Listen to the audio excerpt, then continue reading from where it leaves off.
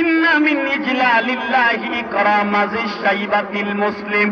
আল্লাহর নবী বলেন, কেউ যদি একজন বুড়া মানুষকে সম্মান করে, এই মানুষটাকে সম্মান করে নাই, পাঁচালীর কোন বুড়া মানুষকে কেউ যদি সম্মান করে, সে যেন সরাসরি আল্লাহ তাআলাকেই সম্মান করল।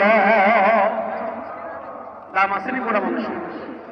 আরেকটা হাদিস শুনেন, আল্লাহর নবী বলেন, খেয়াল করেন, এর দুনিয়ার মানুষ মান শাবা শাইবাতান ফিল ইসলাম কানাত লাহু নূরান ইয়াউমাল কিয়ামা।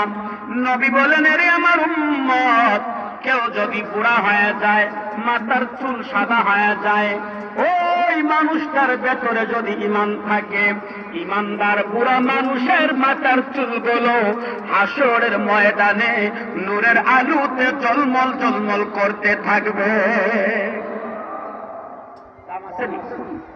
বুড়া মানুষের কত দাম। আরেকটা হাদিস শুনেন, আল্লাহর নবী বলেন, এ দুনিয়ার মানুষ, যত মানুষ আল্লাহর কাছে হাত বাড়ায়, আল্লাহ কাউকে খালি ফিরাইয়া দেয় না।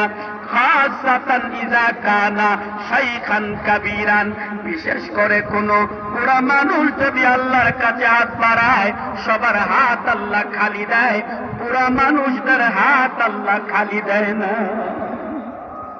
আছে না? নবীর কাছে জিবরাইল বসে আছেন, এমন সময় একজন বুড়া মানুষ আসছেন, আল্লাহর নবীর সামনে ওই বুড়া মানুষটাকে দেখা জিবরাইল বললেন, নবী আবু যর আসছেন। নবী আশ্চর্য হয়ে গেলেন, ডাক দিয়া বললেন, জিবরাইল, তুমি হইলাই ফেরেশতা, উনি হলো মানুষ, তুমি তারে কেমনে চিনো? জিবরাইল কয়, নবী, আমি একা এই বুড়া মানুষকে চিনি না, আসমানবাসী জমিনবাসী সব ফেরেশতা পুরা সাহাবী আবু যর গিফারীরে চিনে। আমার নবী আশ্চর্য হয়ে গেলেন, ডাক দিয়া বললেন, ও জিবরাইল, তুমি কেমনে চিনো? তোমরা সবাই কেমনে চিনো? জিবরাইল কয়, নবী গো, আবু যর গিফারীর কাছে দুইটা গুণ আছে। এক নাম্বার, তার ভেতরে কোনো অহংকারী নাই। দুই নাম্বার গুণ হলো, সে বেশি বেশি কুল হুয়াল্লাহ সূরা তিলাওয়াত করে, যার কারণে আসমানবাসী জমিনবাসী সব ফেরেশতায় তারে চিনে।